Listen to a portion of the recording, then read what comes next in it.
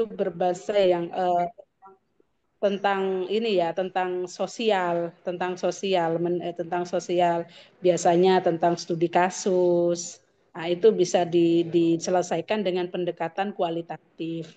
Ya, banyak juga kemudian kalau sekarang fenomenologi itu juga bagus diteliti. Misal, ya tapi nanti inilah ya. Sekarang itu kan kearifan-kearifan lokal itu juga bisa diteliti, misalnya dalam muara untuk membentuk karakter apa, misalnya kayak gitu. Itu kan fenomena-fenomena bisa diselesaikan fenomenologi, bisa diselesaikan dengan studi kasus. Nah, pokoknya intinya yang berhubungan dengan sosial itu biasanya tentang pendekatan kualitatif, gitu ya, kualitatif. Kalau kuantitatif Bu, lebih kepada arah yang apa? Kalau kuantitatif itu lebih kepada misalnya pengaruhnya ini ya itu biasanya diselesaikan dengan angket begitu ya. Diselesaikannya dengan angket em, contohnya pengaruh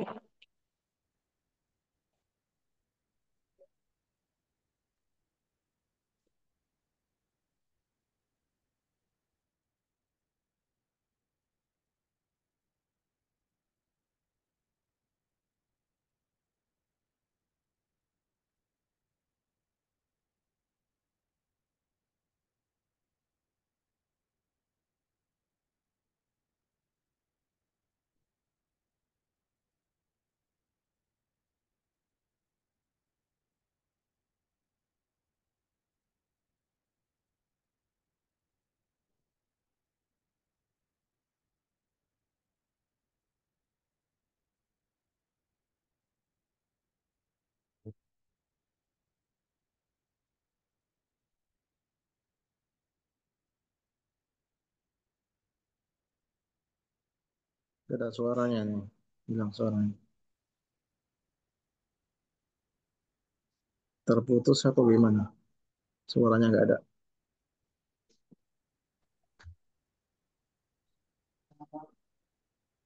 Mohon izin Ibu Ria, suaranya menghilang Ibu. Mohon izin Ibu, suaranya kena mute. oke kena pencet. Oke. Tadi ditanyakan misalnya contoh dari gimana ciri-ciri penelitian kuantitatif. Biasanya kuantitatif itu masuk.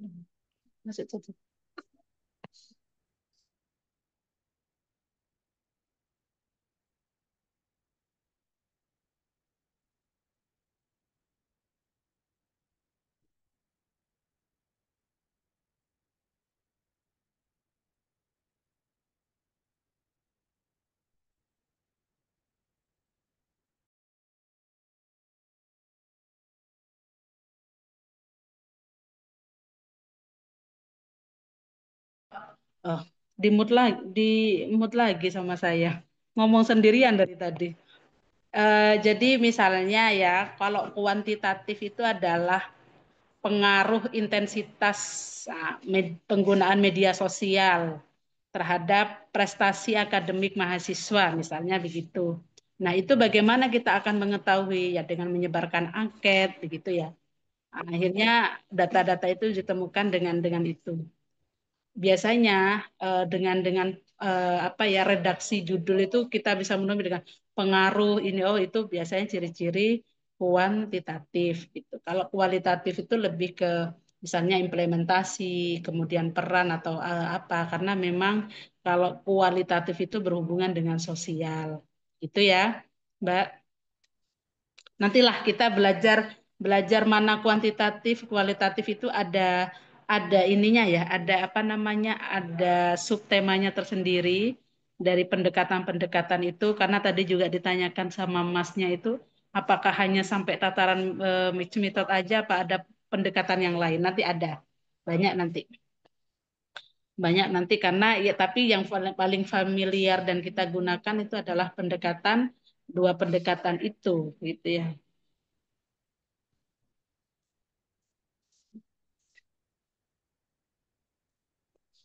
Oke, ada yang ditanyakan lagi? Ya, saya Bu. Oke, Assalamualaikum Ibu. Waalaikumsalam. Ya, ini saya juga masih baru belajar tentang terkait dengan metodologi penelitian. Nah, mungkin di sini ada semacam strategi metodologi penelitian, Bu, untuk memudahkan kita membuat sebuah penelitian pada suatu kasus. Terima kasih, Bu. Oke. Ya, karena memang nanti metodologi penelitian yang kita belajar bersama, kemudian nanti apa namanya luaran atau tugas akhir dari ini adalah ada kaitannya dengan proposal penelitian ya. Jadi kita belajar ilmunya dulu di metodologi penelitian, kemudian nanti kita terapkan, kita implementasikan di proposal penelitian, begitu kan. Nah, kemudian bagaimana Bu kita strategi-strateginya agar bisa nggak sulit untuk satu menentukan sebuah judul, kemudian dari judul itu kita ramukan dalam dalam misalnya bagaimana di latar belakang itu, bagaimana di latar belakang itu keywordnya ada problem akademiknya, kemudian ada riset gapnya, ada Dasselin dan lain sebagainya. Kemudian nah itu ada nanti. Kita di alur selanjutnya itu kita akan belajar. Hari ini kita belajar pengantar terlebih dahulu untuk metodologi penelitian. Ya, kedepannya kita belajar di jenis pendekatan, kemudian nanti bagaimana cara membuat latar belakang, bagaimana membuat menuangkan itu di metodologi, bagaimana itu nanti menuangkan di hasil penelitian. Bahkan nanti ke depannya, walaupun itu ada ChatGPT atau perangkat-perangkat yang memudahkan untuk menyelesaikan penulisan karya ilmiah, tetapi kita harus juga memahami prom-promnya, ya. Misalnya di latar belakang. Nah, di prom judul aja juga kita harus tahu hari ini yang yang trending di pendidikan agama Islam itu tentang apa. Misalnya tentang kalau pendidikan karakter itu kan sudah di tahun 2005 tahun 4 tahun yang lalu kan sudah pendidikan karakter. Tetapi bagaimana misalnya karakter kejujuran, karakter kemandirian lebih lebih ini ya lebih difokuskan karakternya. Nah itu sekarang sudah banyak diteliti oleh orang. Itu juga kita harus paham tema-tema yang ini. Bagaimana Bu cara bisa memahami tema yang lagi trending? Nah, kita harus banyak membaca jurnal dengan cara melihat tahun jurnal itu. Misalnya jurnal di tahun paling tidaklah 5 tahun belakang ini dari 2021 ya sampai 2024, 2025 kita lihat oh ini banyak yang diteliti ini, banyak yang diteliti ini. Kalau kita tidak banyak membaca jurnal yang ada kaitan dan kaitannya dengan PAI, kita mau merumuskan judul aja nggak bisa. Ya, untuk merumuskan judul aja kita nggak mungkin bisa. Karena apa? Mau bahas apa ya? Nun sewu bahasanya kita berangkat dari botol kosong. Tetapi kalau kita banyak belajar dari atau juga jenengan misalnya guru di sekolah menemukan masalah ini. Nah, itu coba sampai sinkronkan dengan jurnal-jurnal. Saya menemukan masalah ini judul yang pas apa ya? Nah, misalnya tentang di sekolah, misalnya di sekolah ini, sekolah tentang siswa itu yang suka membullying dan lain sebagainya, misalnya begitu. Coba sampean cari itu di jurnal. Nah, anak-anak yang suka bullying ini temanya apa sih? Nah, kaitkanlah dengan PAI, begitu ya. Itu. Bisa untuk menentukan judul itu berangkat dari masalah bisa. Tetapi sekali lagi, kalau memang itu secara psikologi dalam peneliti ya, kita harus nyaman dalam menjalankan alur meneliti itu. Jangan dipaksakan. Khawatir nanti ya kata Masnya tadi, tengah-tengah kita sudah menggunakan mixed method, akhirnya aduh kok ini tidak, ini kredibilitasnya nggak valid. Nah, jadi berangkat dari masalah, kemudian disesuaikan dengan kepakarannya dan merasa nyaman. Akhirnya apa ya? Karena yang terpenting dalam meneliti itu juga selain judul bagus, masalah yang diinikan itu adalah bagus, alur dalam menyelesaikan metodologinya juga bagus. Itu ya. Nah, dan nantinya juga dalam latar belakang juga begitu. Apakah dalam merumuskan latar belakang itu ada problem akademiknya enggak? Apa ada yang perlu didiskusikan secara akademik atau tidak? Begitu ya. Kalau misalnya ada yang didiskusikan secara akademik, berarti bagus dalam ini. Oh iya, ya tentu dong itu penelitian itu perlu diselesaikan karena memiliki problem akademik yang wajib diselesaikan. Research gap-nya apa? Dasarnya apa? Itu keyword-keywordnya ada nantilah, kita belajar nanti. Kita ajari sampai ke sana nanti. Insya Allah pintar-pintar semua nanti. Kemudian juga nanti dalam hasil penelitian. Hasil penelitian itu kadang orang itu hanya menemukan data di sekolah. Misalnya meja guru ada 6 ditulis. Kepala sekolahnya ganteng ditulis. Ya, kemudian alamat sekolah ditulis. Nah, sebenarnya data-data seperti itu kan sudah ada. Tetapi bagaimana data yang ditemukan di lapangan, kemudian itu dinarasikan dan akhirnya direlevankan dengan sebuah teori. Itu yang uh, belum banyak diinikan oleh teman-teman dalam menyelesaikan atau menyajikan sebuah hasil penelitian. Berangkat grand teorinya itu apa, kemudian teori yang relevan itu apa, begitu ya. Itu caranya begitu nanti dalam menuangkan sebuah hasil penelitian.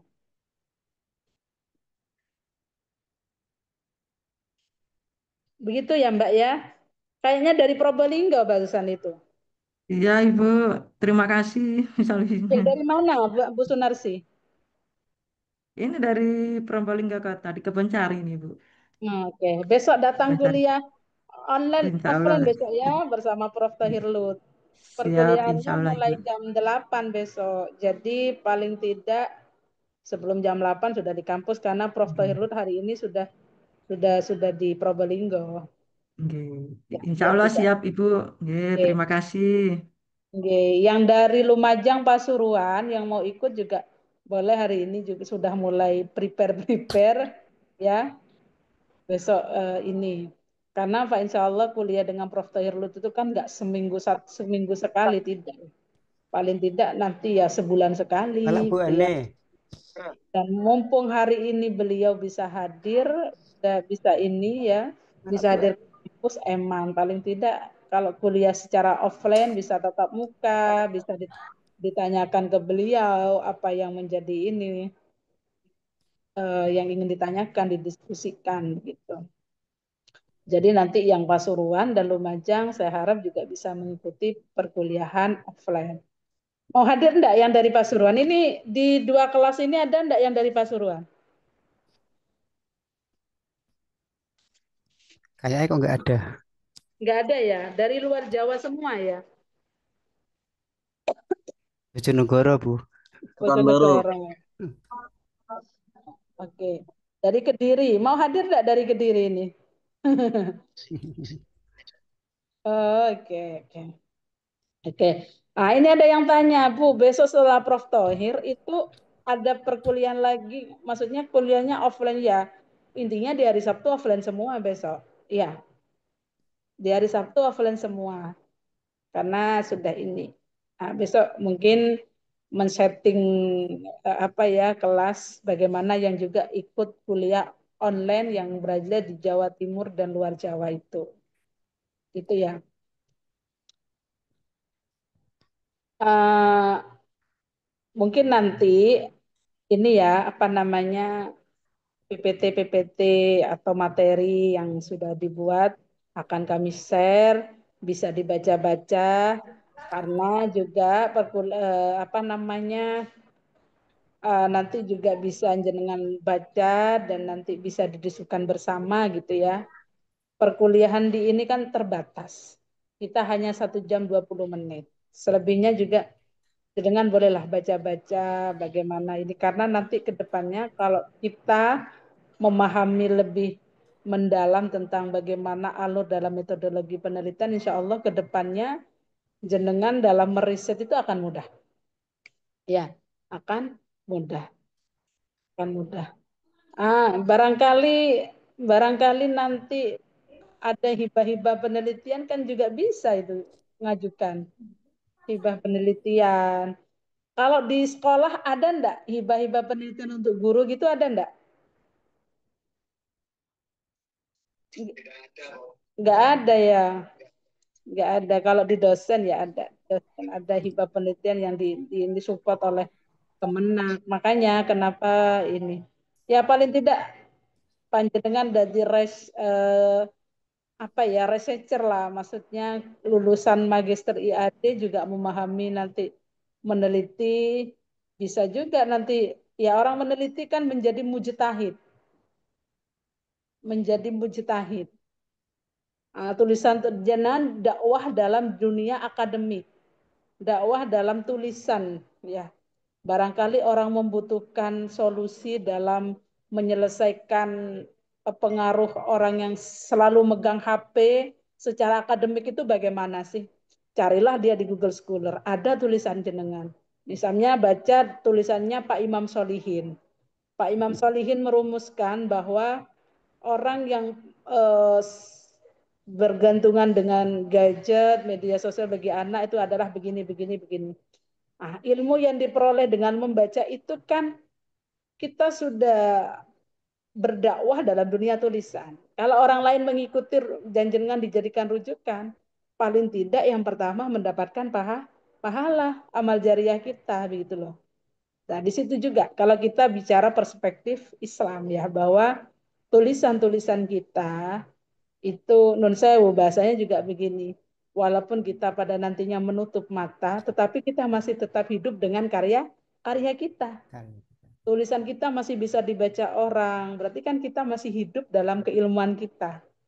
Misalnya Pak Imam Solihin nulis itu, oh iya Pak Imam Solihin ini tulisannya tentang ini mengarahkan begini. Akhirnya diikuti, dijadikan rujukan. Tetap menjadi amal jariah. Ya, paling tidak kita mumpung ada kesempatan dan bisa ini produktif menulis, barangkali tulisan-tulisan kita dijadikan rujukan karena kita menjadi seorang akademis. Gitu ya. Amin, amin. Nah, dalam menentukan tulisan itu, mari kita belajar bersama bagaimana tata cara dalam menyelesaikan lewat apa metodologi penelitian. Tuh.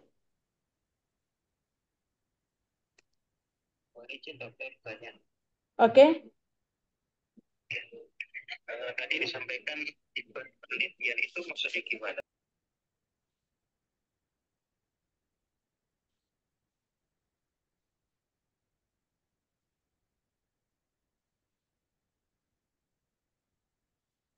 Dengar lagi suaranya. Itu Mas, kalau di dosen itu penelitian itu ada hibah penelitian. Ada hibah penelitian itu setiap tahun. Setiap tahun yang disupport oleh karena kita di bawah naungan Diktis ya, Kemenak, itu ada hibah penelitian di bawah naungan Kemenak. Nah, untuk yang kapasitas pemula, biasanya dosen-dosen pemula itu di angka 20 juta. Bagaimana kita menulis dengan itu di semacam dikompetisikan, Nas, diambil yang bagus berapa seluruh Indonesia. Itu bagi saya bukan hanya persoalan kita mendapatkan hibah nominal uangnya, tetapi bagaimana di sana kita belajar menulis yang benar itu, meneliti yang benar itu bagaimana mengasah kita untuk bisa ini, dan hibahnya itu hanya sekedar apa ya memotivasi kita aja lah. Kemudian ada lagi nanti di kelas selanjutnya kalau jabatannya sudah lektor itu mendapat 30, ada yang sampai 100 juta, ada yang sampai 200 juta. Kalau di dunia dosen begitu. Selain di Kemenak ada juga di Kemendikbud juga ada. Ya, bahkan di Nasional BRIN itu banyak penelitian-penelitian pengabdian pada masyarakat. Nah, itu enaknya segitu. Kalau kita mensinkronkan di dunia dosen bahwa meneliti itu juga nun sewu secara bahasa kasarnya itu juga ada uangnya gitu loh. Ya, gitu. Ya. Makanya saya tanya di guru ada enggak? Guru Belum ada ada. enggak? Belum Belum ada. ada ya. Kayaknya saya harus jadi menteri pendidikan dulu ini. biar saya adakan. Amin. Amin. Biar makmur semua nanti dan meneliti semua. Amin, amin ya Rabbal alamin. Penelitiannya bagus-bagus nanti. Ya. Agar apa ya? Agar dia bukan hanya tataran dosen yang memiliki expert dan capable dalam meneliti, tetapi juga guru-guru. Nah, kalau misalnya ini saya tanya ya, yang sudah sergur itu ada pemberkasan tidak sergur itu? Ada, Bu. Setiap bulannya ada enggak?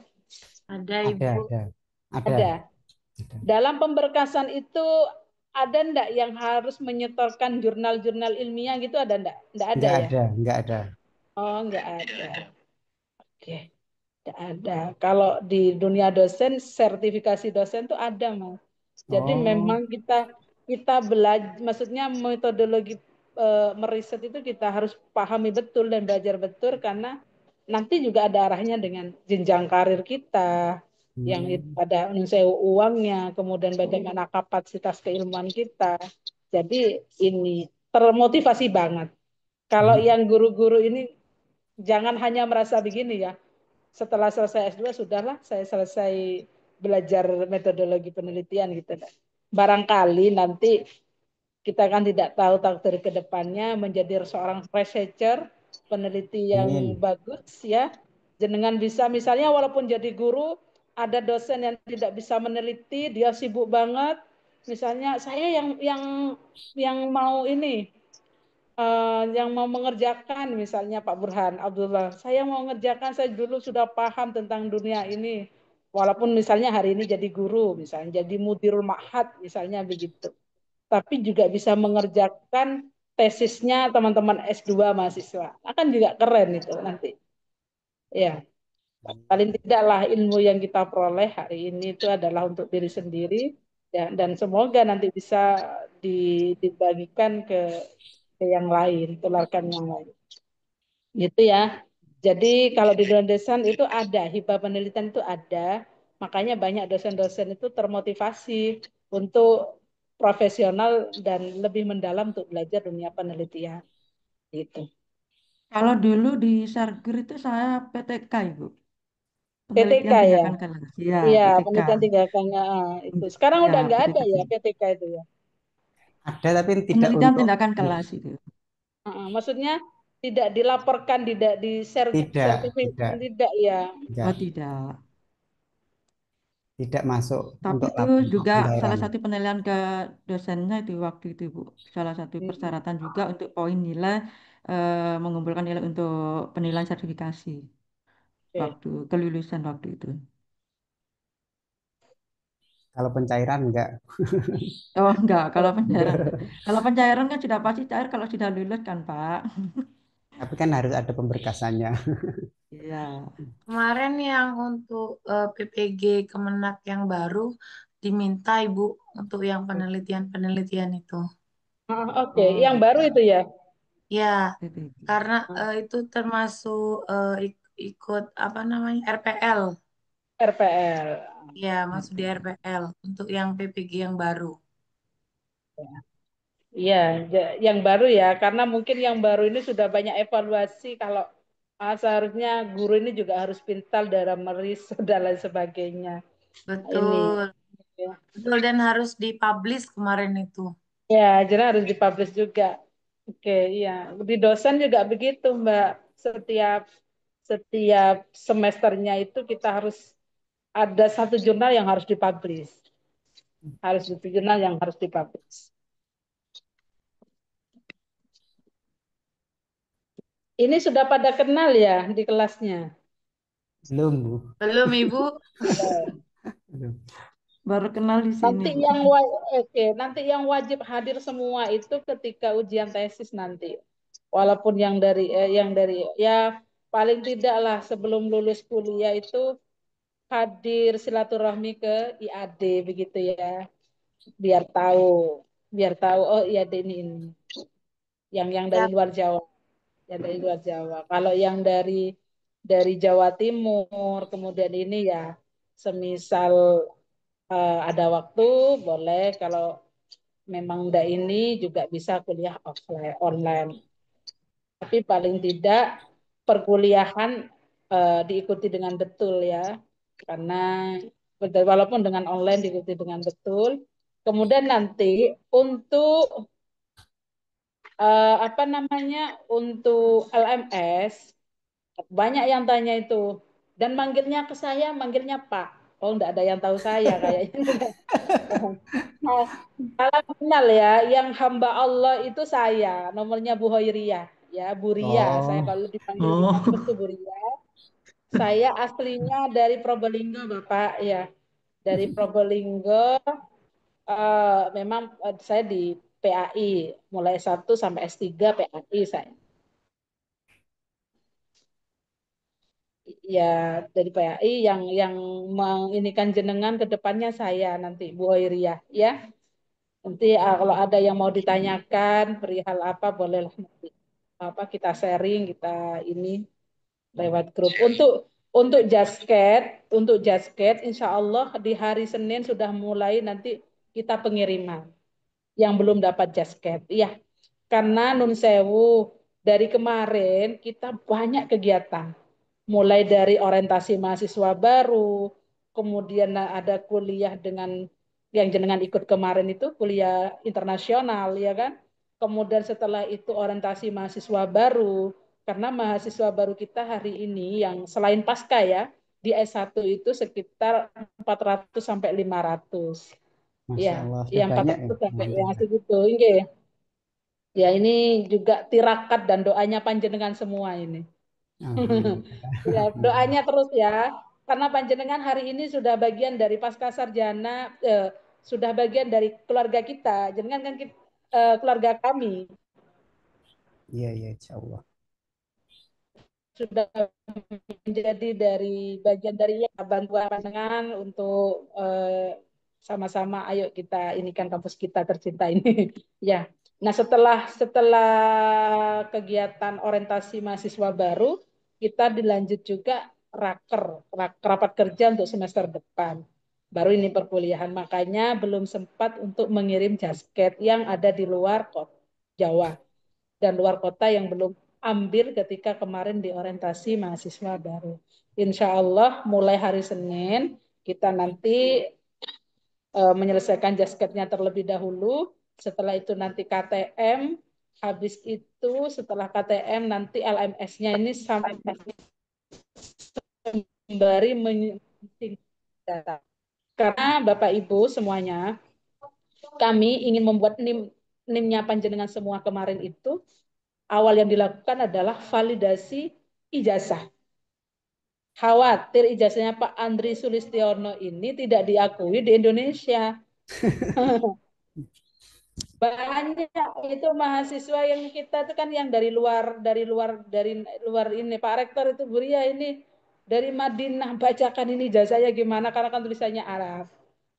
Dari pengantarnya khawatir, alhamdulillah setelah divalidasi semuanya panjenengan diakui, didikti ya, maksudnya di Indonesia diakui. Ada juga yang itu minta kesetaraan dan tapi alhamdulillah sudah mulai terinikan. Jadi proses untuk jenengan mau dibuatkan NIM menjadi mahasiswa pascasarjana secara aktif itu banyak, mulai dari validasi ijazah dan lain sebagainya. Oke, nggak ngapunten kalau misalnya mohon maaf jasketnya belum terkirim. Insya Allah mulai Senin besok. LMS juga begitu. LMS hari ini sarankan data. Karena mahasiswa pasca sarjana ini seluruhnya itu adalah 185. Bayangin, tidak ada seperti itu Perdana, Bapak Ibu. Ini sampai kelas E, sampai kelas E. Kelas A itu 38. Kalau saya dulu S2 ketika di UIN Malang itu satu kelasnya cuma 10 orang, 7 orang. Masya Ini Allah. sampai 40 loh. Barok ini berkah doanya Pak Farid Ismail ini kayaknya. Doa dan ininya ini puasanya kayaknya. Ya. Jadi ya alhamdulillah lah kita syukuri dan bagaimana ayo kita belajar bersama ya. Semoga nanti bisa mengantarkan panjenengan sampai menjadi magister pendidikan. Tidak ada halangan yang Amin. merintang semuanya karena berangkat bersama 185 80 sekian. Insya Allah ini kita sampai 200 insya Allah. Kita nanti bisa mengantarkan secara bersama-sama 200 lulus menjadi magister pendidikan. Amin. Amin. Amin. Ya Allah.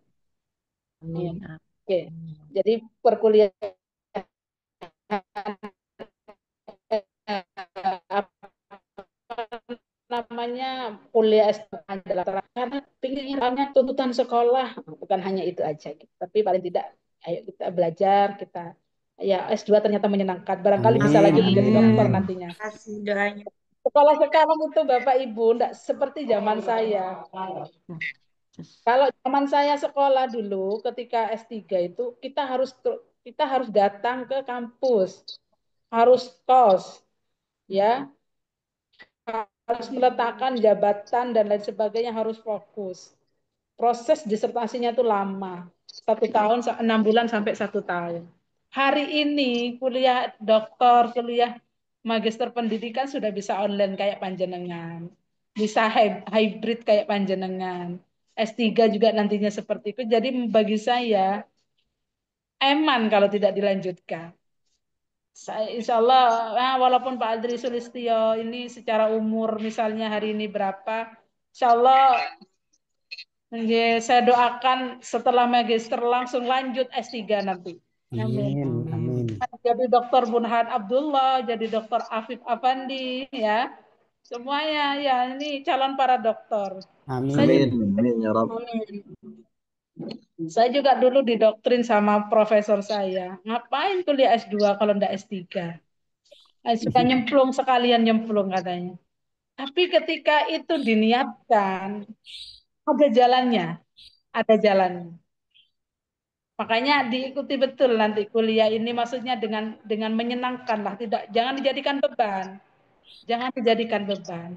Biar nanti jenengan ketagihan untuk sekolah S3. Kalau dijadikan beban, aduh, membuat judul kok cek sulitnya, membuat ini kok cek sulit. Jangan begitu. Kita belajar bersama nanti ditanyakan.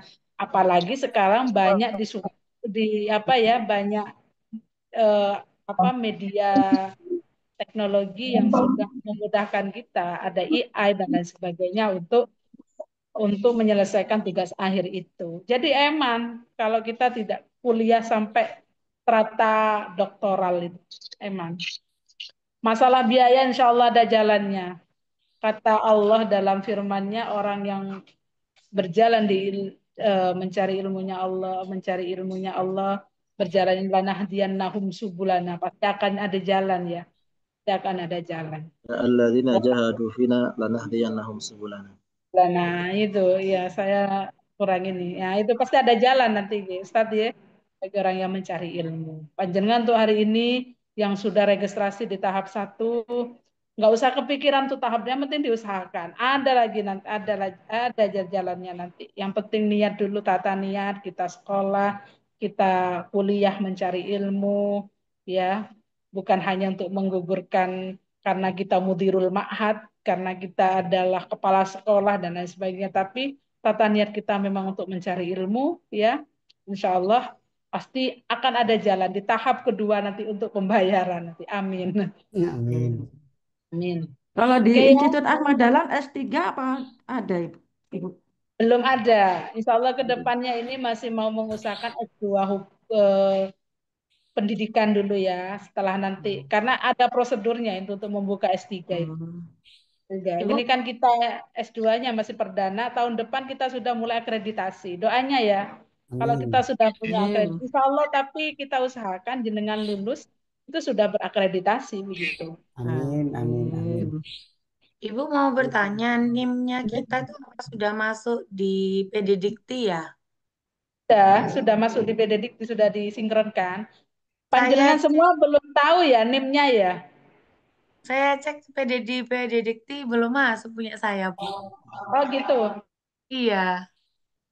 Coba ini ya, Senin saya inikan ke bagian BA, bagian ini untuk NIM-nya karena kami sudah menyerahkan untuk NIM mahasiswa dari 01 sampai 180 kemarin. Coba nanti saya tanyakan. Yaitu bagian dari PR yang harus segera diselesaikan juga. NIM, KTM, kartu tanda mahasiswa.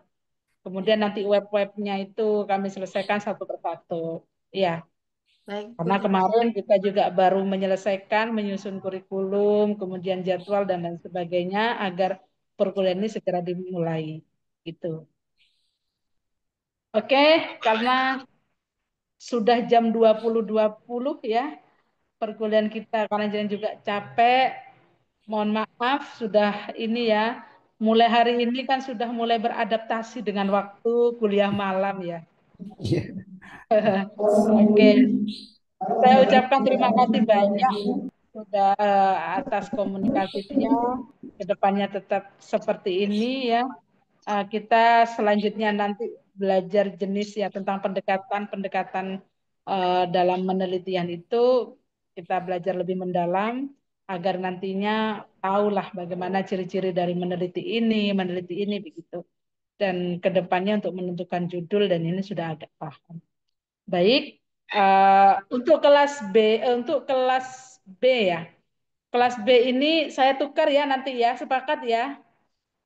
Saya tukar waktunya dengan Dokter Jadid nanti. Boleh ya? Jadi tetap itu dokter. Kalau kelas D tetap. Kalau Tiga kelas puluh D nggak apa-apa tetap. Bu, 30. Waktunya hari ini Jumat di jam ini. Nah, yang kelas B ini saya ganti nantinya biar saya tidak pegang dua. Ini saya pegang dua, satu laptop, satu HP. Ya. Nanti biar biar ini satunya kita rolling waktu lah. Biar biar enak nanti ngajarnya biar fokus juga nanti saya, ya. Oke. Kita akhiri perkuliahan malam hari ini dengan bacaan Alhamdulillah bersama. Alhamdulillahirabbil alamin. Alhamdulillahirrahmanirrahim. Amin. Lanjutkan Subhanallah. dengan bacaan kafaratul majlis bersama. Barakallahu Bismillahirrahmanirrahim. Subhanakallah wa bihamdika asyhadu an la ilaha Asyhadu an la illa ilaha anta illa anta astaghfiruka astaghfiruka wa wa atubu atubu ilaik. ilaik. Wassalamualaikum warahmatullahi wabarakatuh. Waalaikumsalam Waalaikumsalam warahmatullahi warahmatullahi wabarakatuh. wabarakatuh. Materinya nanti bisa dikirim ya. Terima kasih Bu. Oke, bolehlah kenalan terlebih dahulu itu, nggak usah ditutup. Ya, Ya. kenalan. Ya, yang besok dari ini monggo kami tunggu yang mau kuliah umum di kampus, kuliah bersama Prof. Lut yang datang ke kampus. Izin keluar terlebih keluar.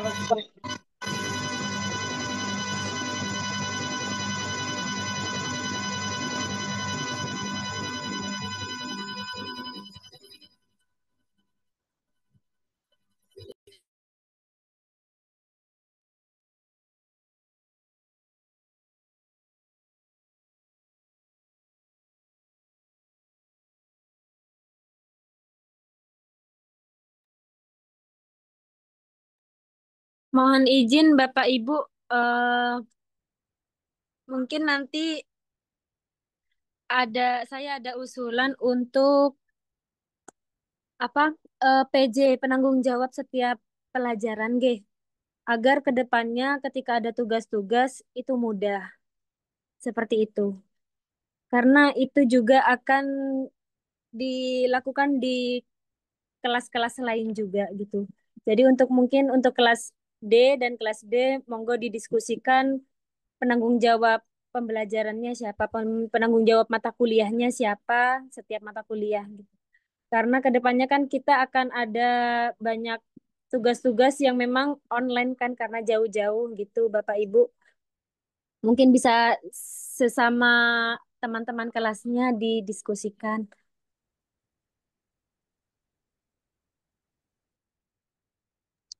Itu saja dari saya. Terima kasih. Assalamualaikum warahmatullahi wabarakatuh. Assalamualaikum warahmatullahi wabarakatuh. Waalaikumsalam. Waalaikumsalam warahmatullahi wabarakatuh. Terima kasih Bu. Fadal, silakan. Monggo Bapak yang mau. Yang dekat Probolinggo aja lah, biar tahu lebih enak. Ibu-ibu. Ya, Yang biasanya ibu-ibu tuh, keluarga ibu-ibu sergat.